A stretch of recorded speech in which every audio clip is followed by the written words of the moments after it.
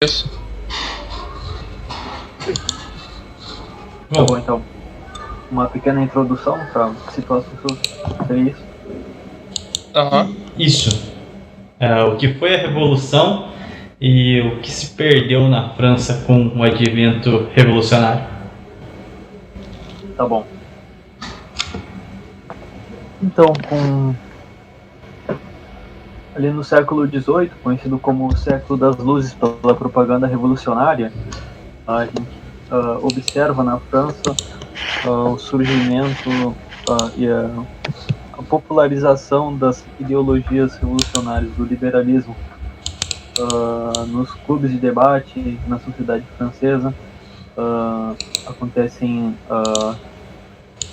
movimentos intelectuais em prol de uma revolução, né, de um rompimento com a França tradicional e o surgimento de uma nova França, de uma república democrática, com sufrágio universal, com todos os elementos da democracia moderna. Isso em oposição àquela França tradicional da monarquia do Bourbon. Perdão, pode continuar. E esse ambiente intelectual, né, ele evolui até os meios práticos em 1789, com grande violência no seio da França, a destituição do rei, primeiro a oposição entre os jacobinos e os girondinos, a tentativa por parte dos girondinos do estabelecimento de uma monarquia constitucional. Então, no seio da Revolução, os mais radicais são os que dão as cartas, e acaba surgindo na França, acontecendo nessa década,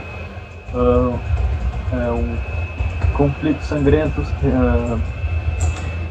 enfim, uma grande onda violenta de jacobinismo que vitima a França, vitima milhares de católicos, de monarquistas, de nobres, inclusive de revolucionários não tão radicais quanto os jacobinos. Enfim, isso foi, para resumir bastante, o que foi a Revolução Francesa, um grande golpe das forças revolucionárias contra a tradição na França. Um ponto que eu acho até interessante ressalvar também é sobre como ela surgiu no tecido social também.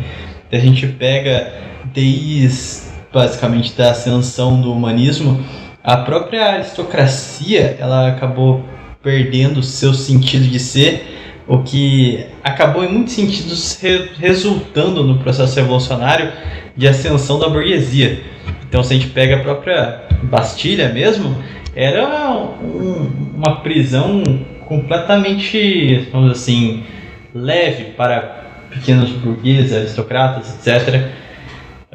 Então ali corria literatura solta, e quando a gente começa a ver as razões da burguesia de se revoltar contra a aristocracia, a gente percebe também um fenômeno que ocorreu, não logicamente interinamente com a aristocracia, mas uma contaminação em grande parte da aristocracia francesa, no sentido de buscar uma inspiração humanística, ou seja, ela perde seu sentido de ser porque perde a sua superioridade natural. Então ela começa, principalmente, por exemplo, cavaleiros nas ordens de cavalaria, começam a ter um ideal novo do cavaleiro em si. Então o que naturalmente era a luta por Cristo, espalhar a palavra, lutar contra os infiéis, acabou se tornando, você vê isso principalmente nas canções assim, heróicas mesmo. Antigamente inicialmente, né, era de uma inspiração divina, então você lutava por Deus, e com o tempo, com os contos, com um romancismo incipiente, a gente pode colocar assim, a própria parte da aristocracia foi caindo nesses desejos mais humanos, então ela acaba suscitando na burguesia esse processo revolucionário de basicamente crer que não é necessário mais uma aristocracia, por conta do próprio decaimento dela. E a gente pode ver que o processo revolucionário sempre pega essas castas acima da sociedade. Então, você pega mesmo a Revolução Francesa, ela é uma perversão da burguesia em si também, né? Ela começa a cair em diversos relativismos morais, etc., né? Exatamente. Como você bem comentou agora, se você vê os principais líderes da Revolução Francesa, são todos membros da burguesia, e assim como parte do alto clero, que também aderiu à Revolução, como o próprio Luiz Felipe, o Felipe Égalité. Então a gente vê que a maior conquista da Revolução Francesa foi fazer todos os historiadores médios e boa parte deles influenciados por esse tipo de pensamento revolucionário vender a imagem de que a Revolução foi meramente uma revolta de classes, onde a classe oprimida do povo se levantou contra o rei tirânico. Quando, na verdade, quando a gente para analisar o contexto da época e o que foi de fato a Revolução, nós vemos que a verdade é muito obstante disso. Nós vemos que quem estava por trás da Revolução Francesa foi a elite. Nós conseguimos observar que o modelo antropocêntrico, o antropocentrismo, que foi um motor influencial para toda a Revolução, que desde os filósofos que deram à luz a filosofia das luzes para substituir a Igreja Católica, até a elite mercantil que pôs fim ao mercantilismo, dando início ao protocapitalismo. E na própria arquitetura nós possuímos o exemplo da adoção do modelo neoclássico para contrapor o apelo religioso e transcendental que o Barroco oferecia. Então nós vemos que não é somente a deposição de um rei, não, é um movimento revolucionário cultural. Eles tentaram, através da filosofia e do poder político que eles conquistaram, não só mudar a forma de governo, como mudar todo o pensamento da França. Então a gente vê os jacobinos mudando o calendário para acabar com qualquer tipo de menção a Cristo na nossa sociedade. A França abandonava o seu modelo, o modelo universal, que é a partir de Cristo, né, antes e depois de Cristo, e passa a ser antes e depois da Revolução. Então a gente vê que isso foi engenhosamente maquinado por uma elite. Não foi somente um movimento para mudar o regime de governo, mas também foi toda uma força cultural promovida por elite para pôr fim ao modelo cristão de viver. Outro ponto que eu acho que é importante salientar também sobre o próprio conceito da revolução é que o humanismo ele instaurou na Europa um relativismo no sentido de que a cristandade até o século XIII, a gente pode colocar, ela tinha uma unidade em Cristo. Então não existia uma separação da matéria espiritual da matéria moral, por uma questão óbvia. Quando a gente tem o humanismo, a gente tem um resgate saudosista da antiguidade, então eles passam a ainda se manterem católicos, cristãos, só que separando a matéria moral da matéria espiritual. Então não excluíram inicialmente a igreja do panorama, mas limitaram ela ao panorama espiritual, enquanto eles, no paradigma moral, ressuscitavam um paganismo, né? Era a encarnação de um neopaganismo, que é basicamente o humanismo. Então, enquanto a espiritualidade era, entre aspas, cristãs, a moral já se via corrompida por um paganismo moderno, né? Ou seja, um hedonismo, a sociedade passou a ser mais sensual, a sociedade se instaurou um espírito de revolta contra a autoridade. Então, primeiro uma revolta contra a igreja, que desembocou na Revolução Francesa, né? Uma revolta contra todo e qualquer sinônimo de autoridade, seja o rei, seja a aristocracia, e isso era um mero reflexo do que a sociedade já vinha se transformando desde o século XIV, que é a busca desenfreada pelos desejos da carne, né? Uma mudança completa do paradigma do mundo ocidental. Era a substituição da união de tudo em Cristo para agora o homem no centro do processo. Então, se inicialmente o humanismo derivou coisas como a Reforma Protestante, que aceitava Cristo, mas se negava à Igreja, a Revolução Francesa se destacou por trazer um status de hedonismo no mundo ocidental, que criou um ateísmo incipiente, né? Que depois a gente ainda vai ver o processo revolucionário chegar até o jacobinismo, né? Claro. Naquele bate-papo sobre o Charles Maurras que a gente fez, eu citei o artigo do José Pedro Galvão de Souza, As Minorias Revolucionárias. Acho ele sintetiza muito do que a gente está falando aqui sobre essa fonte das ideias revolucionárias como partindo de uma minoria intelectual que se propunha a repensar o mundo, e tanto das causas filosóficas que eles defendiam, né? O humanismo, entre outros. O José Pedro Galvão de Souza, ele diz que a marcha da revolução não tem um sentido ascendente, ou seja, ela não foi de baixo para cima, ela foi de cima para baixo. O seu ponto de partida não foi as ruas, foi a inteligência. O movimento de 1789 ele só atingiu as instituições depois que ele já tinha subvertido a mentalidade das classes dirigentes. De acordo com José, os reis eles eram dominados pelo filosofismo, não reinavam mais. A literatura do século é que reinava sobre eles. Ele diz que a revolução não foi um fenômeno de revolta, operando de baixo para o alto, mas um fenômeno de demissão e de abdicação das classes dirigentes, partindo de cima para baixo, ou seja, a nobreza e o rei que, digamos, na visão desse autor, demitem-se do seu próprio papel temporal na sociedade. Ele também refuta que a revolução teria sido uma tentativa de revolta contra supostos abusos do antigo regime. Que se fosse isso, teria tido um outro desenhar na história. Exatamente, você vê que não foi uma questão social a Revolução Francesa. Não obstante, a gente vê as inúmeras atrocidades cometidas contra pessoas que oferecessem minimamente resistência à Revolução por simplesmente não aderir ao modelo proposto por eles. Como foi o caso das Carmelitas, que, convenhamos, um convento de freiras não possui nenhuma força militar capaz de frear uma revolução.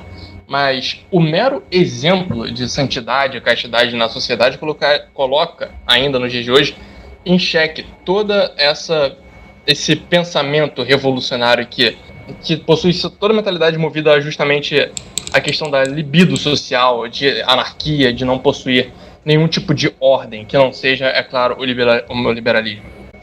Sim, a gente pode, acho que nesse sentido a gente já consegue elaborar as principais questões envolvendo a Revolução em si, o que representou de fato a Revolução Francesa, né, muito além de uma mera mudança política, representou acima de tudo uma mudança de paradigma no mundo, basicamente, principalmente na França, mas influenciou em todo o mundo, desde a Europa até as colônias aqui na América, que nós sofremos diversas influências, inclusive nas nossas independências por aqui, né?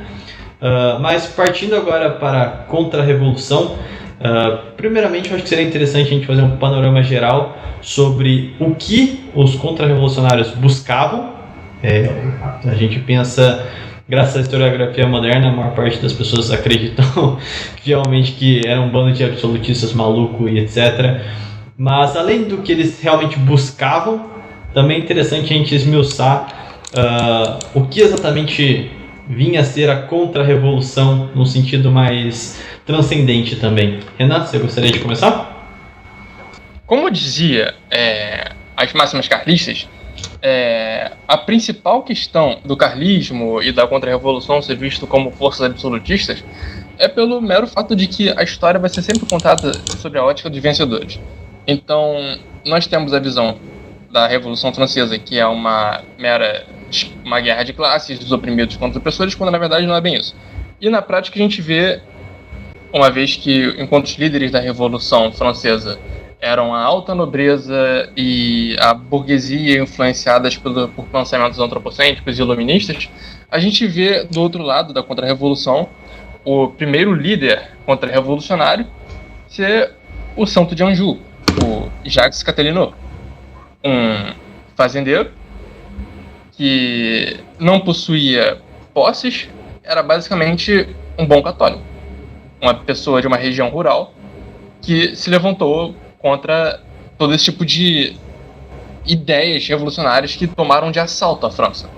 Por isso que muitas pessoas chamam a Revolução Francesa de Revolução Contra-Francesa, porque de uma hora para outra, a elite intelectual da França, que tomada de assalto por essas ideologias absurdas, resolveu que o calendário já não mais seria baseado em Cristo, que a sociedade não deve ser uma sociedade cristã, deve ser uma sociedade liberal e revolucionária, e que o rei já não era mais necessário para a França. Então, a sociedade rural foi surpreendida por isso. E uma sociedade que era profundamente católica viu seus padres serem expulsos, exilados e alguns fuzilados por não aderirem e jurarem lealdade à Constituição francesa, que era abertamente anticatólica. Então, isso fez com que inúmeros franceses das regiões rurais e parte da baixa nobreza, como é o caso do Charles Bonchamps, se levantassem contra esses absurdos e falassem não. Então começa a contra-revolução, um mero ato de frear o barbarismo. Sim, eu acho que um dos fatores mais interessantes quando a gente começa a analisar os agentes da revolução é justamente, para começar, a gente tem que entender a revolução como um caráter una e universal. Então, primeiramente, a revolução ela não atingiu objetivamente apenas a França. Da mesma forma que o humanismo basicamente mostrou faces em toda a Europa. Então a revolução ela é essencialmente uma transposição dos desejos mais carnais e primitivos do homem. Então é a liberdade sem a contraparte, sem a ordem, sem a consequência. Então é natural que ela nasça. Mas o ponto é que o senso comum até então, e se mantém até em grande parte hoje, nunca pôde necessariamente gozar desses, vamos assim, plenamente dessas vontades carnais que tanto foram postas em, vamos assim, em prática durante a ascensão do humanismo e depois com o apogeu das ideias iluministas, né? Então sempre foi uma coisa, como o Frederic colocou, de baixo para cima. Primeiro eles tomaram as elites, sejam intelectuais ou propriamente elites para governar ou impor novas elites, né, para substituir a do regime antigo, mas objetivamente sempre deixaram o povo alheio ao processo e talvez isso explique também o porquê de toda a contra-revolução. Nós vemos um contraste claro, onde os revolucionários tendem a ser burgueses ou membros de uma baixa aristocracia, enquanto a maior parte dos contra-revolucionários de todo mundo geralmente tendem a ser pessoas comuns, justamente porque o maior foco da revolução sempre foi uma classe intelectual. Então, querendo ou não, o povo sempre esteve mais ligado à forma, ou não tem acesso ao ensino de fato, principalmente antes do século XX, basicamente, ou então o acesso ao estudo que eles possuem é dado pela igreja. Então faz completo sentido que toda resistência contra-revolucionária seja composta pelas pessoas, vamos dizer assim, mais da plebe, como foi o caso citado pelo Renan, justamente porque é onde a revolução basicamente tem menos poder de eficácia, principalmente considerando que é o século XVIII. Então, esse é um fator bastante importante. Se a gente vê as características do movimento revolucionário até hoje, nós vemos uma burguesia latente defendendo pautas progressistas liberais hoje em dia, enquanto a frente contra-revolucionária ainda se mantém nas classes médias ou até classes baixas também, né? A gente percebe que a resistência contra a Revolução Francesa se deu na região agrária da França. Eram aqueles camponeses que viviam a sua vida simples, associada às tradições agrárias, viviam uma vida tradicional, né? Então a revolução encontra essa camada da população E para essa camada da revolução é uma grande violência, né? Esse rompimento, essa tentativa de destruir de uma hora para outra tudo que é a vida dessas pessoas, né? Tudo que é tradicional, a influência da igreja, que era natural naquela sociedade de então é principalmente das regiões agrárias da França que se alistam contra revolucionários. Também não só os camponeses, mas como uma certa nobreza da terra que não havia sido contaminada pelo espírito revolucionário. Também a gente vai encontrar dentro dos exércitos contra-revolucionários. E é interessante a gente ressaltar de que um fato curioso é que toda revolução liberal ela possui um apoio de pessoas muito ligadas à elite. A gente vê isso na Revolução Francesa, através do Philippe Equalité, e a gente também pode observar isso na própria Revolução Russa, onde o irmão do Nicolau II, o Cirilo Vladimirovich, ele apareceu na sede dos bolcheviques portando o emblema vermelho da Revolução Russa e tentando negociar uma espécie de monarquia comunista, por assim dizer. Ele literalmente traiu a própria família e jurou lealdade às forças soviéticas. Sabe, alguns autismos absurdos assim que vivem acontecendo, e é justamente essa margem que a elite oferece para esse tipo de filosofia liberal e revolucionária que gera toda essa revolução. A origem da revolução sempre vai partir nas elites.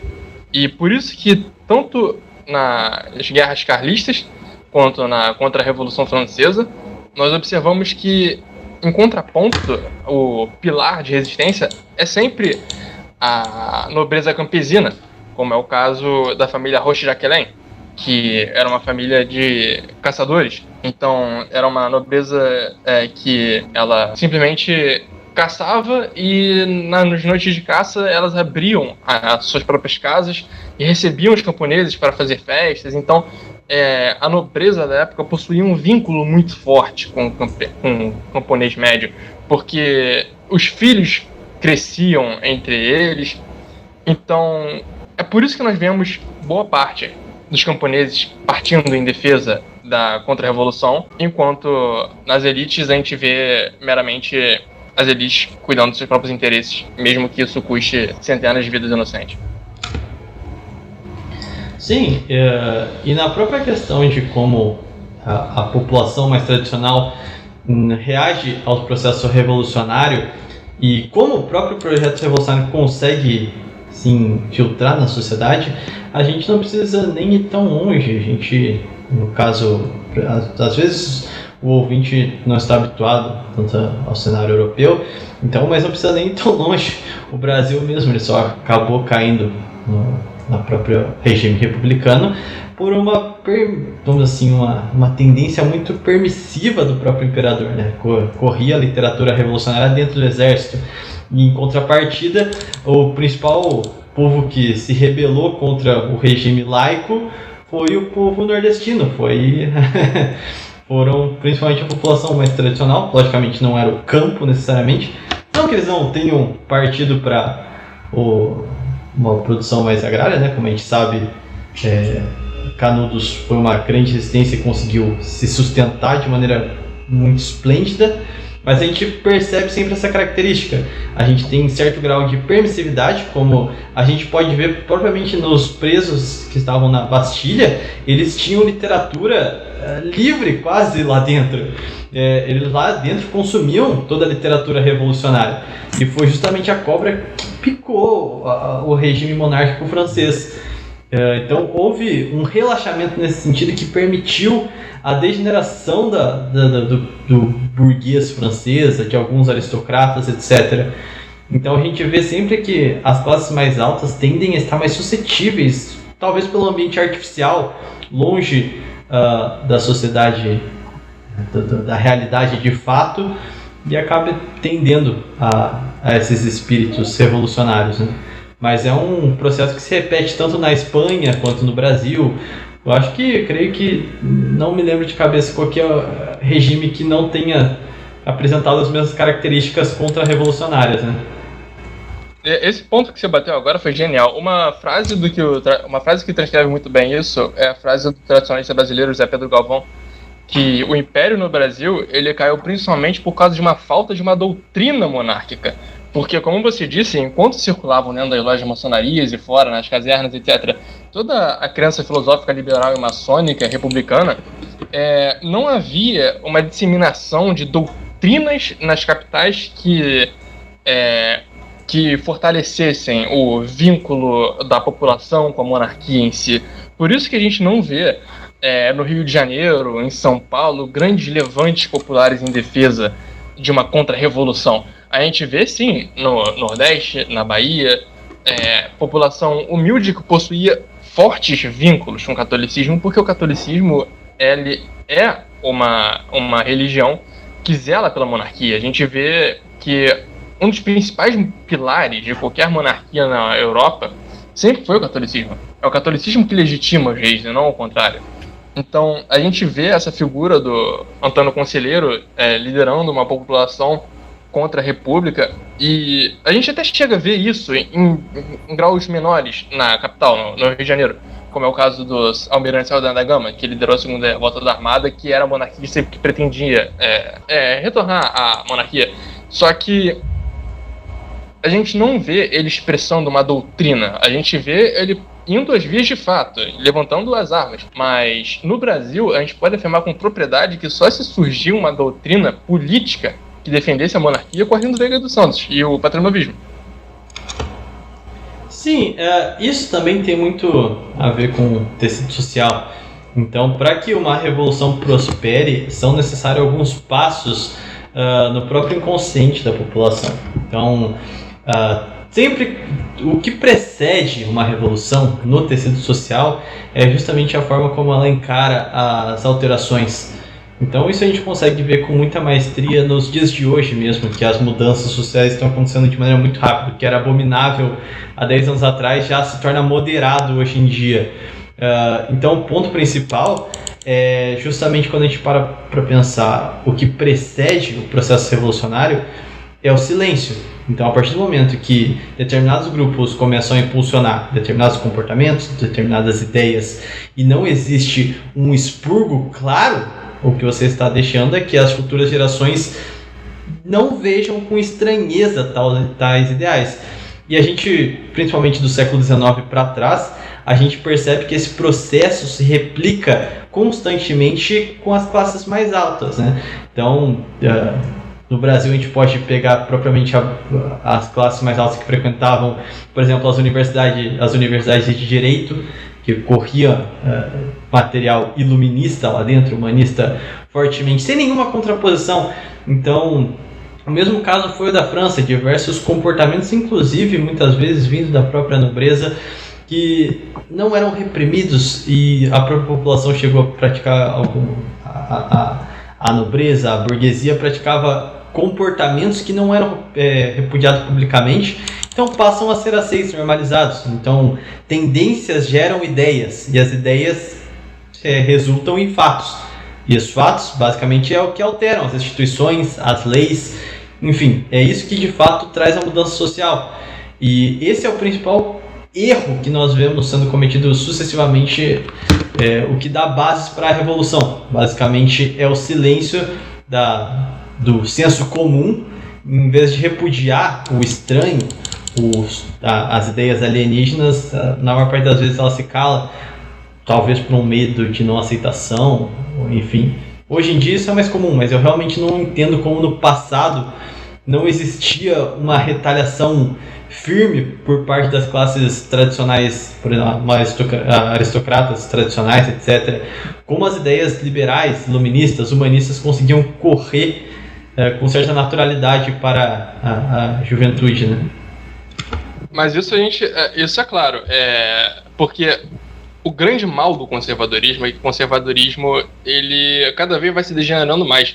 E o próprio conservadorismo já se tornou um mal para a sociedade a partir do momento que ele adotou aquela fatídica frase eu posso não concordar com o que dizes, mas eu defenderei até a minha morte para defender o que eu diga. Isso é de uma burrice absurda. A gente vê que o conservador já tem vergonha de ser conservador. Ele passa a se chamar de conservador liberal para dar uma sensação de, sabe, para ganhar aceitação dos debates e para ele ser uma figura mais, parecer mais amigável com as ideias abertas de esquerda. E essa ideia de que eu defenderei até a minha morte, eles basicamente defenderão mesmo que o outro lado esteja dizendo que você deve ser morto. Então, isso é um discurso não somente frouxo, mas como suicida. Quando o Arlindo Veiga dos Santos vai a público dizer que livros revolucionários que incitem a Revolução Russa e a Revolução Francesa deveriam ser censurados, é justamente por causa disso. Porque são pensamentos que promovem o genocídio. E esse tipo de pensamento ele não deve ser defendido. Então, todo o conservadorismo pós-Revolução Francesa ele é moldado para favorecer os liberais. É isso que a gente consegue observar nos dias de hoje. Principalmente o conservadorismo de raiz anglo-saxã, né? Tem essa... Na verdade é só o Edmund Burke que era um liberal moderado, né? Quando a gente pensa em defesa da tradição, em defesa das instituições tradicionais do catolicismo, a gente tem que se reportar ao tradicionalismo de base ibérica, aos autores tradicionalistas franceses, aos próprios pensadores da igreja. O conservadorismo não nos fornece grandes elementos de uma defesa integral da tradição, né? Mas completando o que vocês estavam falando, né? Plínio Correia de Oliveira dizia que as tendências de orgulho e sensualidade que foram as propulsoras das grandes revoluções do mundo. O Tiago disse que as tendências geram ideias. Isso é muito, muito verdade. O orgulho humano ele gera um sentimento igualitarista muito forte, né? De não aceitar que exista uma aristocracia de querer igualar, né? todas as classes, enfim. Como vocês diziam, as contra-revoluções imediatas que se deram, né, após as revoluções, elas não tinham, a maior parte delas não tinham uma doutrina inspiradora. Elas foram movimentos, né, que elas estavam associados aos vínculos de lealdade, aos vínculos que aquelas pessoas tinham com a ordem que havia anteriormente, né, à ruptura revolucionária. Então, as doutrinas contra-revolucionárias elas surgem depois, né, pelo trabalho dos intelectuais posteriores, né, que já viviam a sociedade revolucionária, já viam os frutos daquela revolução, então eles conseguiram compreender muito bem, né, as tendências e ideias e os frutos de uma revolução como a francesa. E a gente parte para a questão de que a gente pode mencionar também da hipocrisia que são os liberais. Porque os liberais eles vêm sempre com um argumento de liberdade, igualdade e fraternidade, de que, sabe, dessa própria premissa de defender todo tipo de discurso desde que ele seja liberal. Porque para a implementação desse tipo de pensamento filosófico, eles precisam literalmente praticar o genocídio, não só daqueles que se opõem, mas também, metodicamente, das pessoas que não têm nada a ver com o assunto. Por isso que a gente vê aberrações causadas pelo liberalismo, como foi o reinado do terror. Porque para esse tipo de pensamento tomar lugar em uma nação feita a França, que era extremamente católica, há de se exterminar uma parcela da revolução. A gente vê isso principalmente em Lenin, onde ele sistematicamente eliminou uma parcela da população de propósito para não só acabar com o pensamento tradicional ao qual eles combatiam, como também para intimidar o restante de não se levantar contra os ideais revolucionários, os ideais ditos liberais. E por isso que nós vemos atitudes como o massacre das Carmelitas, o que eles fizeram com o filho do Luís XVI, que foi aquela atrocidade. Prenderam o garoto numa jaula, embebedaram ele e o fizeram lavagem cerebral para testemunhar contra a própria mãe. Depois abandonaram numa jaula de novo e fizeram morrer de fome. Sabe? Crimezinho injustificável. Os revolucionários, para dar lugar para suas ideias, eles simplesmente colocaram arsênio nas fontes de água da população da Vendéia. Eles não queriam combater o pensamento tradicional. Eles já partiram para um genocídio sistemático da própria população francesa. Esse é o principal modus operandi das revoluções. E é por isso que a gente vê grandes tradicionalistas falando que essa mentalidade revolucionária, ela não deve ser tolerada justamente para preservar a própria sociedade, porque é meramente caos e genocídio que a gente pode encontrar nesses princípios. É que existe um ponto que a partir do momento que você joga com a língua do inimigo, você teoricamente admitiu a derrota em campo, pelo menos cultural, porque você já está usando o vocabulário e os joguetes de discurso do próprio movimento revolucionário, né? Então, por exemplo, o que você citou dos conservadores que defendem o direito de expressar suas ideias, etc., é exatamente isso que eles estimulam para a população, mas não significa que eles vão praticar, né? Isso sempre ficou expresso em todas as revoluções liberais, mas eu acho que todo o processo revolucionário como um todo, não só liberal, de que você precisa fazer exigências, apontar erros enquanto você está fora do poder, e uma vez que você o toma, você literalmente cala, você queima todo tipo de historiografia, mata intelectuais. A Revolução Cultural da China, basicamente, é um grande exemplo de que um revolucionário faz quando ele chega no poder. Chega a ponto até de praticar o genocídio de pessoas de idade, porque uma pessoa idosa representa a face do antigo regime. É o nível revolucionário que a gente chegou a ver no século XX, né? E isso aí é só a ponta do iceberg ainda. Então... Sim, falta uma boa leitura dos sílabos do Pio IX, né? Os nossos conservadores liberais, principalmente trabalham essa questão da imprensa, do que seria uma liberdade de imprensa, e do efeito que o conceito de liberdade levado a um princípio ordenador da sociedade tem, né? Enfim, acho que nós tradicionalistas, a gente tem uma percepção bem apurada de que não só o método violento e assassino dos revolucionários ele é um perigo, né? Ele na verdade é a última etapa da revolução. Começa com cerceamento por partidos revolucionários através do Estado, de ideias, de tradições, de instituições tradicionais, ou depois de uma revolução, de fato é que ela se ameniza, se diz mais moderada, e aí parte para esse tipo de expediente, né? Então, não apenas a ação revolucionária e violenta, ela é um cúmulo de erros, né? Mas sim o ideário revolucionário em si que inspira todo tipo de subversão, não toda vez não é tão violenta assim, mas também tem as suas causas e frutos. É isso, eu acho que o Thiago ia continuar falando agora.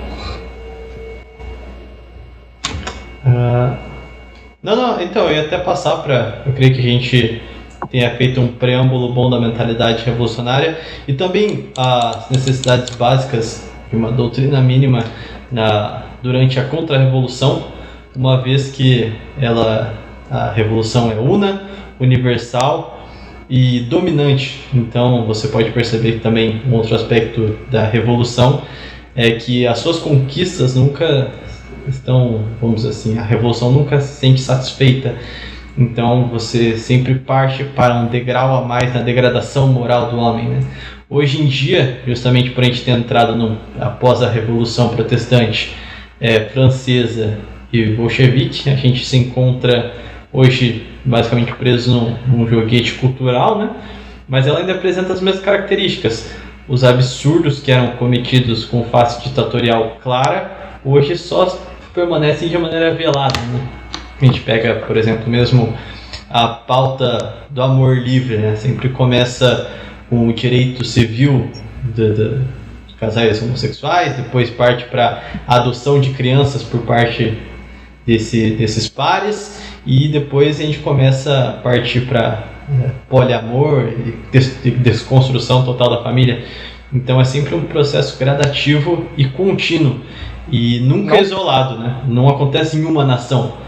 como a cristandade sofreu os efeitos do humanismo, dessas tendências sensuais e principalmente arrogantes. Então, toda a estrutura da cristandade foi incendiada com esse, a gente pode colocar, incêndio revolucionário. Não é algo local e nunca é algo que se sacie. Então, é sempre uma contínua profundidade no processo revolucionário.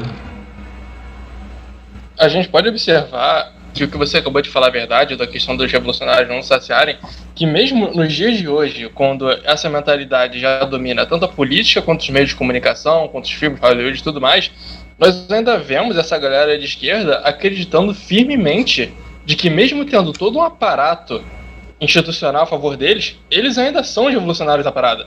Sendo que, na verdade, não. Por mais que nós sejamos contra-revolucionários, eles já estão bem estabelecidos como a forma de poder hegemônico que domina a nossa sociedade. Nós vivemos numa realidade onde o nosso tipo de atitude de sermos tradicionalistas, por ser algo endemonizado pelo pensamento hegemônico da modernidade, nós somos os verdadeiros revolucionários desse século, por estarmos nadando totalmente contra a maré, por estarmos tentando lutar por aquilo que sempre foi tido como uma verdade transcendental, por aquilo que é, de fato, a nossa tradição. Perfeito. Então, o tradicionalismo é o novo punk. É, tipo isso. Como aquele canal Brasileirinhos disse, eu sou bem fã desse canal, apesar deles terem uma visão um pouco tanto lavética. Hoje em dia não há nada mais revolucionário do que você ir à missa. Porque quando você vê jovens, sobretudo as garotas tradicionais indo na missa de véu, você vê que todo mundo observa esses atos de pureza em meio a toda essa ruína do mundo moderno, são vistos de forma escandalosa. Tipo, caraca, como assim o cara tá indo na missa tradicional no lugar de estar num bar, sabe? A gente vê que todo o pensamento tradicional, hoje, ele é, sim, de certa forma, revolucionário, se a gente levar pro contexto. Os revolucionários, eles conseguiram, né, os seus objetivos finais, que é através das grandes dissensões e revoltas que eles causaram, né, que era principalmente a descristianização completa da sociedade, né, a laicização total. E hoje a gente tem essa realidade, né, em que a tradição é um pensamento marginal, né? Um pensamento tradicionalista ou até um comportamento tradicionalista, ele é contracorrente, com certeza, completamente. Exatamente, foi como você disse, o tradicionalismo hoje em dia é uma corrente marginal. A gente pode ver que os principais culpados por isso são os próprios boomers, porque você vê que os pais hoje em dia, eles não incentivam, a maioria dos pais, é claro, não posso generalizar, mas a maioria dos pais, quando veem os filhos buscando se aproximar de uma religião, de um pensamento mais conservador, eles ficam escandalizados com isso. E é a mesma classe que depois vem falar que a juventude está degenerada, quando quem deveria formar o pensamento da juventude são eles mesmos. Sim, sim. Thiago? Bom, é exatamente esse ponto que a gente consegue chegar, porque já ficou bem explícito que o processo revolucionário atua em contínuas revoluções e aprofundando cada pauta revolucionária há pelo menos 500 anos, a gente pode dizer com franqueza ainda. Mas, especificamente sobre a França, tem um destaque bastante considerável, porque é ali que a gente tem a definição da maior parte do status quo moderno. Logicamente a gente tem a Revolução Bolchevique também, mas querendo ou não, em menor escala, a sua influência em partes foi diminuída por conta de uma falsa oposição entre liberais e comunistas, que a gente viu ao longo do século XX, apesar de uma ser remanescente da outra. Mas a gente vê que há um valor comum na Revolução Francesa, quando a gente fala, por exemplo, de os direitos humanos, etc. Se você entra em qualquer faculdade de humanas hoje, você vai ver a forte influência iluminista em todos os cursos, basicamente. A Revolução Francesa, ela foi a pedra que de fato maculou o Ocidente no projeto revolucionário, né? Sim, na França tem todo esse destaque, né? A gente discute, é tão importante a gente discutir a Revolução ali e a Contra-Revolução porque a França era a filha mais velha da Igreja Católica, né? Ali que se davam, era um centro de filosofia, de tradições, de instituições pujantes, entrou em decadência e aconteceu tudo o que a gente sabe. Sim, retornando à Contra-Revolução, como foi exposto pelo Hanna a início, a gente percebe vamos assim, a burguesia e a classe dominante estando reféns dos ideais revolucionários e neopagãos, acho que a gente pode colocar dessa maneira sem medo também, enquanto a casta mais tradicional e a população de base da França, ela simplesmente não compreendia o que se passava, justamente porque o pensamento revolucionário era alheio a essa população real da França. Então, da mesma forma que é muito difícil você furar algumas noções do que vamos considerar assim, razoável hoje, o pensamento revolucionário também enfrentou uma grande resistência, porque o fato de você ter uma dominação do campo físico não significa uma tomada imediata do campo, vamos dizer assim, do senso comum da população, né?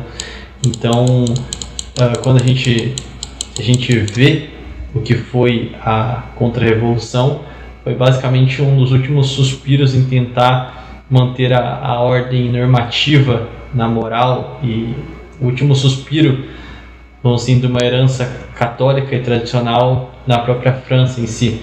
Depois disso, acontece inúmeros outros acontecimentos políticos na França, mas ela não retorna mais uma ordem como ela teria no antigo regime, né?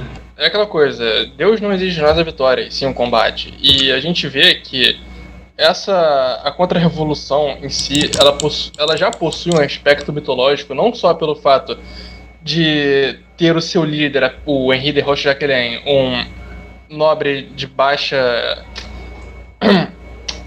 clero, eu esqueci a terminologia correta, liderando o exército da Vendéia por uma enorme marcha até o norte da França e depois de volta para a Vendéia. A gente vê o Jacques Catelineau, um mero fazendeiro, também liderando o exército contra-revolucionário contra a Guarda Nacional Francesa, o exército mais poderoso da Europa, por assim dizer, o exército que depois daria inúmeras conquistas e vitórias na mão de Napoleão. E que eles foram peças fundamentais, porque por mais que eles tenham perdido a guerra da Revolução, eles serviram para inspirar que novos movimentos e que o pensamento tradicionalista continuassem vivo, não só na França, mas como todo mundo. É impossível você se dizer um tradicionalista e não ter uma parcela de simpatia e inspiração por parte dessas figuras mitológicas que foram os contra-revolucionários da Vendéia, ou os carlistas, ou os cristeiros no México, sabe? Então, a peça fundamental, o presente fundamental da Vendéia é justamente o exemplo de martírio, de pessoas que estavam de vantagem numérica, que não possuíam experiência de guerra, que seus líderes eram meros adolescentes, no caso 20 e poucos anos, mas que mesmo assim se colocaram de pé para lutar contra essa teoria demoníaca e revolucionária, sabe? E a gente vê que isso ecoa nos dias de hoje. A própria ação orleanista. Eu acho que não existe pessoa com mais de 30 anos na ação orleanista. Sabe, adolescente da faixa etária de 25 a 15 anos de idade, que se colocou de uma forma para lutar contra esses ideais revolucionários que já estão bem estabelecidos pela nossa sociedade, que são defendidos por uma classe juvenil patética, que defende o establishment e ainda assim se diz revolucionária, e também tem a classe dos boomers, que são aqueles conservadores mornos, aqueles conservadores na moral, mas liberais na economia, que vêm aterrorizados a ação unionista, sabe? Falam que nosso lugar é no século XIX, quando na verdade não. Nós somos uma organização que meramente quer as coisas como elas sempre foram, do modelo tradicional. E por isso que a gente vê pessoas, até o Duque de Santana, que se diz conservador, mas faz apologia ao aborto, sabe? Eu, particularmente, acho que o mínimo de respeito deve vigorar. Se for falar que a gente deve ser de algum lugar, pelo menos do século 13, 14, 19, achei muito... Eu acho liberal demais, de verdade. Exatamente, tem que ser um pouquinho mais para trás. Aí já estava contaminado já pela Revolução. Mas... De fato. Eu acho que o principal... esse foi o ponto que você levantou, que a gente precisa... acima de tudo, ser um movimento contra os movimentos contra-revolucionários em todo o mundo. Eles têm uma característica muito específica, se você for analisar particularmente a influência que eles surtiram em suas respectivas nações, que foi um espírito vanguardista que inclusive passou a influenciar toda a política nacional desses países nos outros 2 séculos à frente. Então você pode pegar até propriamente o carlismo mesmo, a influência que ele exerceu sobre grande parte do que seria o nacionalismo na Espanha. Você pega todos os movimentos nacionalistas franceses, tradicionalistas como um todo também, em certo ponto eles obrigatoriamente devem beber dessa fonte, porque os tradicionalistas acabaram sendo a vanguarda, porque eram os únicos movimentos que de fato estavam dispostos a dar o sangue para defender as tradições daqueles países. Então isso acontece no Brasil também. A ação imperial paternovista serviu de influência para a ação integralista e diversos outros movimentos nacionalistas ao longo do século XX. Então é um fato que se repete e provavelmente continuará a se replicar daqui para frente.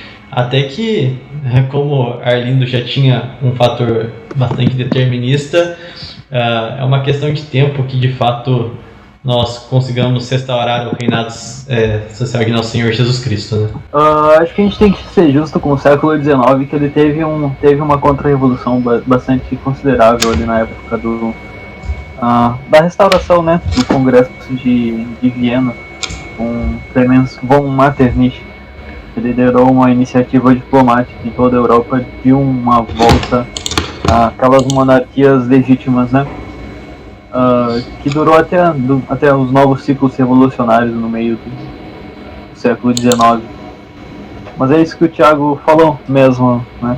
Eu estava pensando mais cedo, eu acredito que a França, ela exerceu, assim como Judas, ou melhor, a anti-França, ela exerceu um papel, como se diz, um papel que deveria ser,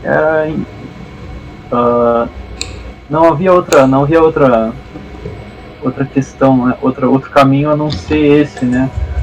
Aquela sociedade decadente, ela acabaria caindo na revolução mesmo. Dificilmente ela se salvaria, e talvez a revolução tenha sido o motor que geraria mais tarde a renovação da contra-revolução. Sim. Cumprir um papel escatológico foi essa palavra mais especificamente que eu pensei, né? É interessante a gente analisar que as revoluções, da mesma forma, né, que as revoluções abrem portas para as revoluções, mesmo quando ditas antagônicas, por exemplo, a Reforma Protestante, ela foi essencial para abrir as portas para a Revolução Francesa, aplicar a mesma revolução, só que agora em matéria do Estado e não mais em matéria espiritual, né? Da mesma forma que o liberalismo, a Revolução Francesa, deu todas as bases para que a Revolução Bolchevique pudesse florescer séculos à frente. Então, o mesmo fato, de maneira diferente, pode-se dizer que a gente consegue replicar com as iniciativas tradicionalistas. Então, apesar da maior parte delas não terem êxito propriamente, mas servirem de martírio, elas apresentam um modus operandi diferente da revolução. Enquanto a revolução ela vive de um jogo dialético de sempre sentir que a revolução anterior não conquistou de fato o que era necessário para a libertação dos povos, etc. O tradicionalismo ele é a alma viva de uma continuidade histórica. Então a gente não tenta reinventar a contra-revolução, mas é a expressão máxima da força de uma tradição. Então pense quantos séculos fazem da primeira contra-revolução, mesmo que seja a contra-reforma mesmo, e o espírito sempre se manteve o mesmo, inalterado. Isso em todo o ocidente cristão, basicamente. O mesmo espírito que inflamava a mente e o coração carlista, ou então a contra-revolução francesa, é a mesma que incendiou e deu ânimo para Arlindo fundar a Ação Imperial Patronovista aqui, da mesma forma que hoje a gente continua a levantar as mesmas pautas. Então, se as revoluções elas se retroalimentam e se reinventam a partir de um jogo dialético, uma grande característica do movimento tradicionalista é a sua continuidade histórica, que é o que mostra a resiliência das tradições mesmo quando destituídas. Então, é quase que um fenômeno de memória ancestral, basicamente, de o retorno de uma ordem comum e repulsa do artificial, né?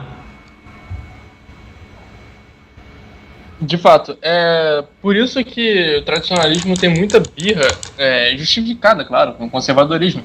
Porque o conservadorismo, enquanto o conservadorismo ele busca fatores já estabelecidos na sociedade através da contemporaneidade, como é o caso do conservadorismo moderno, anglo-saxão, que o brasileiro importou para cá, mesmo não sendo condizente com as nossas tradições, e que é uma coisa amplamente mutável, e é por isso que nós vemos hoje essa aberração de conservadorismo liberal, onde a gente vê uma pessoa que se diz conservador, defende o uso de drogas, defende o aborto com aquela desculpa de eu defendo, mas eu não farei porque eu sou um conservador. Isso não existe. Isso é literalmente a face da modernidade liberal. E enquanto o tradicionalismo não. O tradicionalismo ele não defende pautas baseadas em princípios contemporâneos. Ele, por defender a tradição, e sobretudo, é claro, obviamente, eu estou falando da tradição católica, ele defende aquilo que é transcendental, aquilo que é eterno. São verdades que, por serem verdades, elas são a prova do tempo. E é por isso que nós vemos os tradicionalistas de hoje defendendo o tradicionalismo que foi defendido na Contra-Revolução Francesa, nas guerras carlistas e por aí vai. Eu dizia para um professor hoje cedo, né, sobre a lei natural, que é o fundo dessa nossa defesa intransigente, de uma ordem exterior ao direito positivo, às tendências contemporâneas e materiais de todas as épocas, né? Enfim, como o Thiago dizia, né, essa chama da contra-revolução da tradição é a mesma de sempre que existiu na tradição cristã. Eu diria que essa chama é a mesma que acendeu nos corações daqueles nobres visigodos que se refugiaram nas Astúrias e começaram a reconquista da Hispânia. Muito bem dito pelo colega. Perfeitamente. Renan, mais alguma consideração sobre o processo revolucionário e a ascensão das contra-revoluções?